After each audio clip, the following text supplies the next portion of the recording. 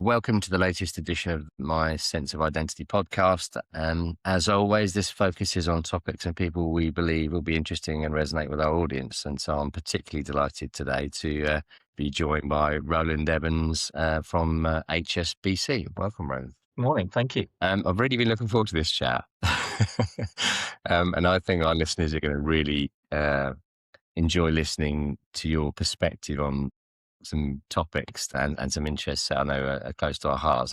Roland is the head of the tech sector for HSBC, who entrusts Roland to speak to hundreds of businesses a year. And I'll be interested to get a little bit of a feel for what that sort of means, because I think it's mainly tech, and I think it's across lots of sectors in terms of where those tech businesses operate. So therefore, my hope is, and my understanding definitely from when I chat to you, is that you've got this unique perspective on things going on and how they're impacting different businesses. So firstly, just so that I do your role justice, because it feels to me like a really important role for HSBC, can you just enlighten us a little bit more on that area first? Yeah, okay. Do you want the serious version or the slightly jokier version? The jokier one, that's just your entire natural one, which I always say is joking. So I jokingly say I get paid to meet people that I think are interesting and talk about stuff is interesting. I am incredibly honoured. I get to meet somewhere between 200 and 300 tech firms a year, everything from very early stage, very disruptive tech through VC-backed, owner-managed, private equity into many of our largest UK corporates. And I have a unique position, as you said, and it's very kind of you to say that, where everybody wants to know what everybody else is up to. And the first question I generally get is what's going on in the market? How do you see the world? So again, I say I'm a glorified summariser and a glorified introducer, because I summarise what's going on. And one of the brilliant things about tech, and I'm not a fan of the ecosystem work, but one of the brilliant things about the tech communities is people are very willing to share experiences. Say, I'm forever coming across a business that I want to do X, Y, Z. Oh, that's interesting. I know somebody who's just done that and you don't compete with each other. Let me help you connect and see if we can short circuit stuff. Outside of that, I set our strategy and sort of appetite for the sector. I support all our material lending through our credit processes. I also do quite a bit of work internally on innovation and various of the things that are changing us as a firm.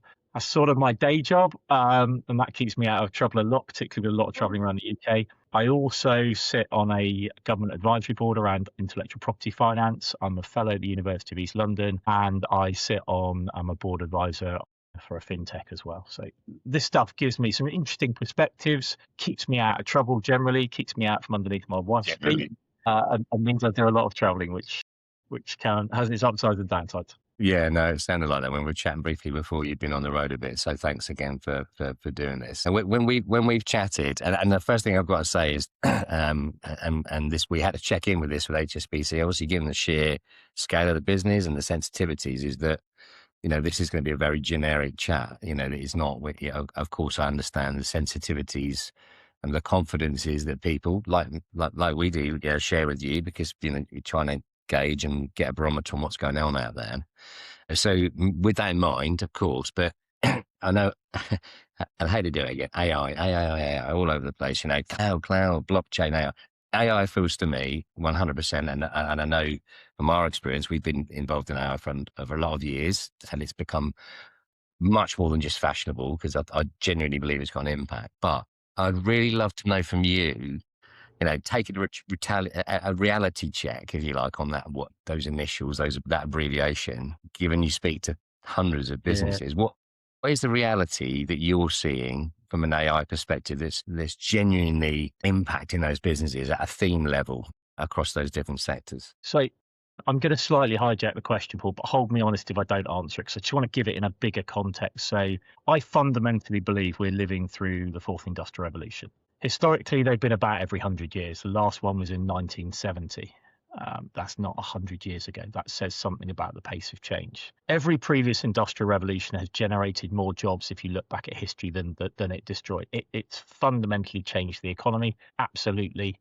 My 5 times removed great-grandfather built and ran a load of silk mills in Macclesfield. He moved people who were doing silk milling in their houses into the mill. I only found this out because one of my cousins did a load of research, and I've spoken a couple of times in that area, and I've been and visited some of this stuff, and it's really interesting. One of the things that came out from that is the mill was initially steam water powered, and then when they transitioned it to steam power and then later electrical power, It took 15 years during those transitions before they actually put motors on small machines. They changed the fundamental driver, water to steam, for example, or to electric, and they still have these massive belts going round the mill. And there's a little bit of, I use that analogy because there's a little bit of that type of thing going on at the moment of, I fundamentally believe AI is an assistive technology.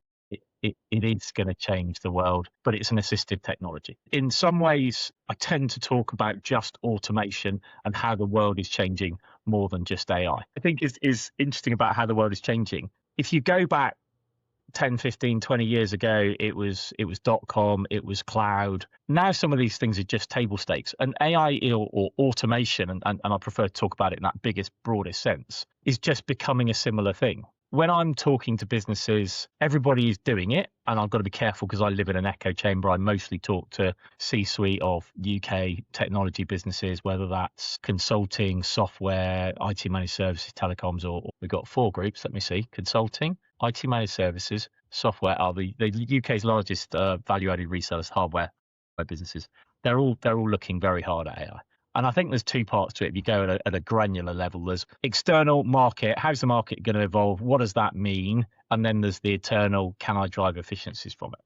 But again, if I take a little bit of a step back, there are some challenges in that. And I perceive AI and automation as a human thing now more than a technology thing. I am dyslexic. I see the world differently. I view that as a superpower.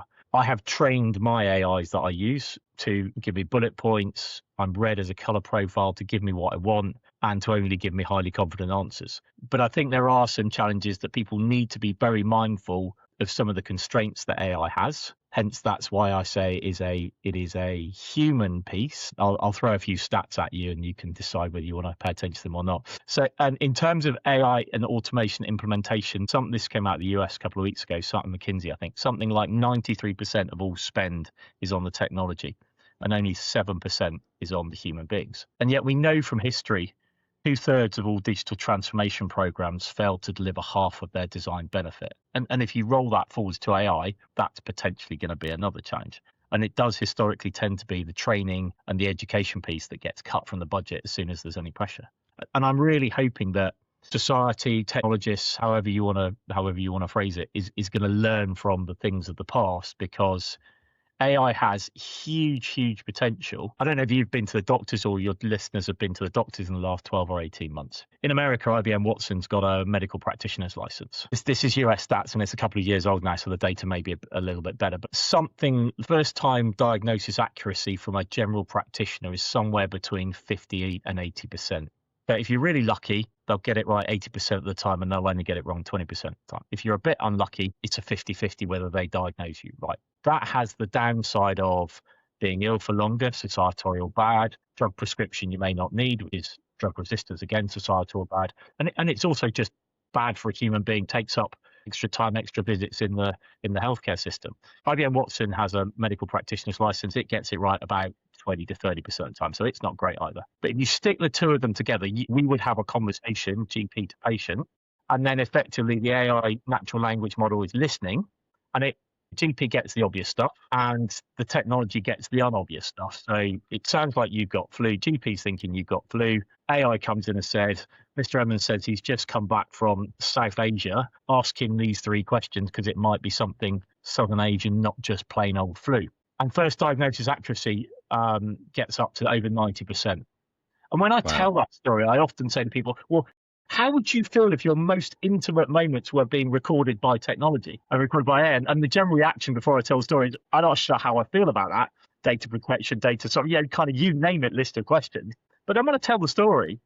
He'll go, wow, I kind of get that. And that's good for me. It's good for society. It's a really good thing. So I say that because sometimes people perceive AI in different ways. And actually, it's all about the lens you look at it through. You talked about assisted tech, and I 100% agree with that. But if you had a little check box of goods and bads, AI, good attribute, assisted technology, IBM Watson, health, that sounds like a good one. Bad jobs, you mentioned earlier on in the silk mill example, and looking at history, etc., there's lots and lots of debate around, is the advent of AI going to rip out the heart of the job market in the UK? Now, that's been said before with technology. And I think when we've chatted about this historically, and I've seen reports that say, well, actually, perhaps the nature of the jobs will change. But in terms of the people you're talking to on the ground, what's their reality in terms of where they, generically, of course, where they're using AI and seeing goods, and where they perceive in the future the bad's cutting? Because the checklist to me feels like more ticks than crosses, but there are also some big red crosses, danger warning lights, going off. So I'd love to get your perception from your audience, because you've got a unique position on a wider barometer. There's, in my view, a lot more ticks, to use your analogy, than crosses. So our global research team, I wrote some research, it's probably 12 months ago now, where they don't buy into the dystopian view that AI is going to destroy a load of jobs. Their view is AI is going to help a lot of jobs evolve. 80% of jobs will be influenced one way, shape or form by AI. Therefore, if I just take a step back, I'm not worried about AI destroying or taking away my job. What more potential, or there's greater potential, is somebody who is better than me at AI could do my job better. And if I then try and ask them the ticks and crosses question, it's all very well to give people a load of tools, AI tools, but we've all been teenagers. Assuming you've been a teenager, Paul, and I don't want to dwell too much. It's a long time ago. I personally had situations where my parents maybe haven't asked me entirely the right question, so I haven't lied to them, but I've told them the answer to the question they asked me. AI is very much like that at the moment. If you don't ask it the right question, you don't get the right answer. It's brilliant that we've got Albert Einstein and all his best mates in our pocket, and the latest models, whether it's Gemini, Claude, Copilot, ChatGPT, whatever you came to, they are absolutely brilliant. But the piece is, you've got to ask it the right question, and you've got to ask it the right question in the right way. So where are people using it? Huge amount of time, energy being used in coding. I spoke to a business last week who broadly, their coders don't write any code anymore. They use Copilot for GitHub. I mean, there's other tools out there. It's not an advert for them. And they then spend their time optimizing that code and getting it to be what they want it to be, rather than doing I don't want to downplay coding because it's really important, but it can be quite mundane at times where you're just sitting there writing lines of code. And also, done correctly, AI is much better at writing code than we are. Again, I say if done correctly. And you also get that. You can tell it to be a world-class code writer, and you can pick up the best code there is out there versus, you may or may not be good at writing that particular language. So that, I think, is interesting. It's also being used very heavily within software automation tool. Again, I use the language automation. And one of the things that I say to people a lot is, if you aren't using AI, you're probably paying for AI tools that are embedded in Sage, Office 365, whatever it may, SAP, CRM from Salesforce. There are AI tools embedded in all that. You're probably missing a trick if you're not using it, because it's already in there, and that's actually quite a low friction way of people to get into it. I end up writing quite a few PowerPoint decks, and one of the things that Microsoft PowerPoint now tells me, or rather the AI in Microsoft PowerPoint tells me, is that I'm crap at writing decks. I'm good at writing content, but it makes it look nice for me. So that's another example. Sorry, I run the risk of drifting off the question. So goods and bads. So let's do a few bads for a minute. If your business aren't giving your staff AI tools, they will find a way around it. Human beings are brilliant as a species. We pay attention to things that are going to benefit us or are interested in. If I can short circuit something at work by using the supercomputer in my pocket, the remote control for my life, and a consumer grade AI tool, I'm probably going to do it. If you don't give your teams the tools to do that, they'll use that technology. That creates a whole heap of risk, particularly in financial services, data sovereignty, data leakage, kind of you name it, because on the consumer versions of that technology, you are training the model in most instances. It's different if you've got a paid account. So what I best describe that is shadow AI, the same as shadow cloud, that classic Dropbox story that people used to hear going back 10 years ago of, I use Dropbox to share stuff. Page 29 of Dropbox T's and C's says, actually, we own all the IP that you've stored in us. And there's a risk of the same thing there. You've then also got the risks around hallucinations. This is a very clumsy simplification, but AI is a pattern recognition model. If this, then that. If you don't ask it the right question, you don't feed it the right prompt, it may well hallucinate. And that comes back to hallucination I can't remember the word, but we've humanized it. It's basically, it's doing what it thinks is right, but we've humanized that to create this word of hallucination. We then get that challenge of that's a human challenge. That's not a technology challenge. Human challenge in terms of writing the right prompt and actually looking at the output. So one of my stock phrases that drives my team up the wall is you can delegate work to AI, but you can't abdicate responsibility. And so that is also interesting. And again, this is all going to merge together, which is great. But what you start talking about language models there, and that in my head transposes to risk, which is where the corporates are seeing danger in data leakage if they haven't got a confined data, model that they can work into with that and remove the fear of their intellectual property leaking out there into the ether. But then there's the bit I'm interested to understand is how far people are prepared to go in being comfortable and uncomfortable. And an example, by the way, I was really very lucky recently to attend an event that was run by Stifel actually, and they had the original founder of the business that was acquired by Amazon that became Alexa, a guy called William Tunstall-Pedo, which it was a really interesting session.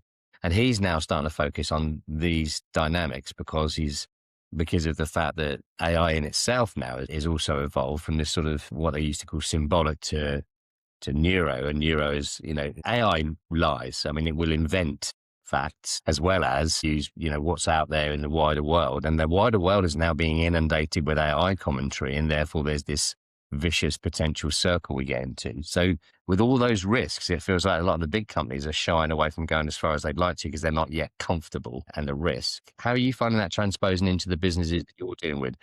How far do you feel they want to go? Are they perhaps not moving as quick as you might have expected because of that fear? Probably there's three parts to this. I'll see if I can get this right. So the first thing is the challenges of AI. So hallucination, privacy. I've got it on a screen over there as well. I'm looking that way. Hallucination, privacy, digital biased, shadow AI, context, stuff that AI needs to be really, really good. You can work your way around those things as far as I understand. So for example, we have 7 principles of AI. I can never remember all 7 of them and I'm probably going to butcher them. But the first one is effectively do no bad. So make sure you understand what you're using the AI for. The second one is only use the data for the reason you got it, and whether 2 or 3 are the right round. But there's also a piece of make sure you understand what the AI is doing. There's also something in there, go looking for the bias in the data. If I switch on, so I'm turning into a bit of an old man. I quite like getting up on a Saturday morning. I get my newspapers delivered to me. I quite like having a bit of peace and quiet before the rest of the house gets up and reading Daily Telegraph on Saturday, Sunday Times on Sunday. I'm very aware of the bias where those bits of information come from. Same with the BBC to an extent, and any other news source. You get a bit of a perspective. You need to think about AI in the same way, and people are just sort of starting to be much more aware of that. The big, large language models have been trained on data. People, when they're using their own data to train models, again, same questions of, well, what is the bias and where does it look like and what's that therefore lead to? Because there have been some interesting cases, not in financial services, but broadly where the data has led to some incorrect conclusions. Then there's the human piece. And all the research, and I'm seeing this with clients, the ones where the leadership team are leading by example, are using it, are as close to an AI native as you can be, are the ones that look like they're going to be more successful. And all the research, principally out of the US, says if you want to become an AI native business or you want to adopt AI, you need to be doing that from the top of the house, or you need to have some pretty senior evangelists that are leading that AI campaign for you. I think if I look at, so our lending book's about $6 billion. It's a split about a third private equity backed businesses, a third owner managed, and a third large corporates. If I look at what private equity are doing, and I use this because they have a 5-year hold period and then 3 to 5 year hold period, but they're also looking at then who's the next person that's going to buy it, and that's a 5-year view. So let's say they're looking at a 10-year view. They're spending a lot of time saying, okay, what does this mean for my business? What's it mean for our investment companies? Where's the opportunities in terms of efficiency? Because that's probably one of the biggest areas. Where's the opportunities around new product? Where's the opportunity around customer service? And where's the disruption potentially coming from in the market? And we don't really know what that looks like at the moment. We can certainly see the efficiency piece. We can see the noise that came out of the US a few weeks ago with AI stock revaluations. A lot of people are saying that there was not really any new noise. That was something that was always going to happen. UK stocks are valued on a very different basis. And you then go, okay, where are the sensible places that people want to play? And I think the conclusion has now come. If you're doing something very specific, you've got lots of data, you've got incumbency, you're probably relatively protected from AI as long as you are developing your own AI and automation journey. Because you talked about risk pool. From a risk perspective, if I'm making it up, but if I've got tools if I'm an enterprise and I've got a load of tools for SAP, Salesforce, and Oracle, I'm not going to go and rip those out because an AI startup has come from left field and said, well, I can do all of that. As long as, in my perspective, those large firms are evolving with the way the market's evolving.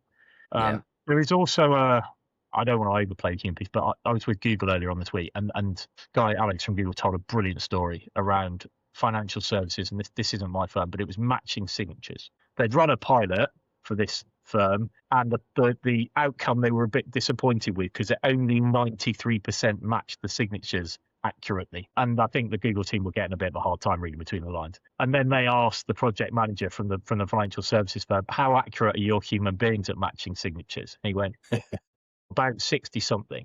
So Team Google then said, well, hold on, you've got humans at 60% and the technology at 90%. But we're expecting the technology to be perfect because we assume humans are perfect. Humans aren't perfect, by the way. My wife tells me that. Definitely not perfect.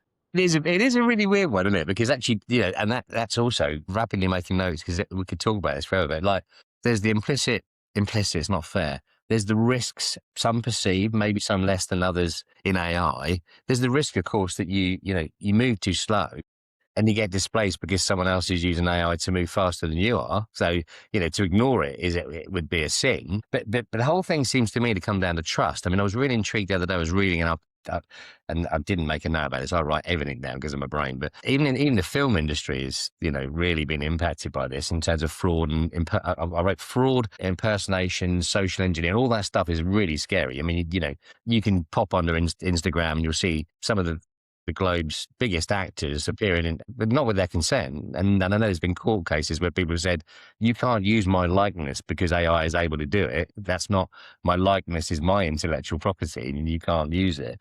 So I think that's the scary bit, that people are seeing the idea that their persona, which is their intellectual property, or is it is suddenly being used in these ways that they simply can't even perceive, for those that are perhaps less up on the subject. And I think that's the fear that circles this. I mean, but as you say, the practicalities are, unless you embrace this in a measured way, then you're simply going to be left behind. That's where it feels we're heading. Are the businesses you're talking to, how far down that line do you think they are? I mean, are they embracing, proactively seeking how they can accelerate? Are they categorically embracing?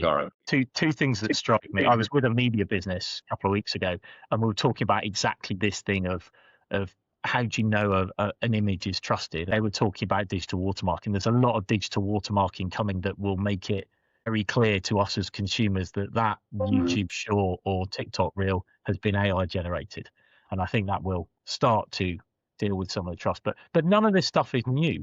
You don't need to go back very far, and there's always been technology changes. I don't want to focus on my phone too much, but the things that are in our phone not very long ago, the Sony Walkman, the traditional telephone, the web, these things used to be all standalone technology, and now they've been crunched into something, and it's just a progression piece. I have to be very careful because I live potentially in an echo chamber because I spend my time with tech firms, but everybody I'm talking to is on it.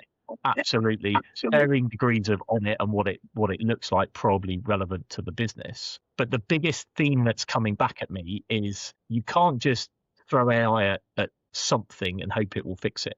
Where it really, really works is you have a problem statement, back to that matching signatures thing, a problem statement, and you focus on technology on that. Often that is done by people who aren't technologists, just because of the ability now to ask AI to do something vibe coding. I was with a business up in Manchester again a couple of weeks ago, 3 weeks ago, that does software for, how do I best describe it? Business finance, a car finance, and they used to have 3 people that were matching invoices from dealerships with payment receipts from the finance houses, and they used to just do that, and that's a pretty shit job. That's, human beings aren't very good at that. Hopefully my language too isn't offensive to anybody. And they've swapped that out. They've got an AI machine that now does it all, and somebody now spends half a week, half person, so as opposed to 3. And those 2.5 people are now off doing things that are much more interesting, much more higher value to the business. That to me is a classic example of let AI do the stuff that we're not very good at. Let it augment us and let us give it a challenge or give it a job specifically. And Yeah. that does sort of lead in a little bit to the whole agentic AI with digital workers and working alongside digital tools where we're all going to have to learn to manage digital tools. I mean, I heard a brilliant story from an insurance software business, which I'll share and then shut up and you can ask me some more questions if you want. Which was effectively today we will have lots of duplicate insurance. We're just not aware of it. You've got house insurance, you've got this insurance, you've got that insurance, and there's bits where things overlap, but because every insurance policy is standard, it overlaps. He was proffering a view that in a truly agentic world, so I have an AI digital assistant, an AI agent that does things for me, I would send it off out into the wilderness and say, you know who I am, Mr. AI agent. You know all the things I do. You know all the things I own. You know everything about my life. Go get me adequate insurance cover. I don't want duplicates. I only want a credible counterparty. Go do it for me. And he was offering a view that said there's 15 to 20% cost saving there for the consumer just by removing the duplication of cover and the savings from the insurance side as well on top of that in terms of the operations of how the business works. But that type of agentic approach creates some questions for software because historically you talked about what people do.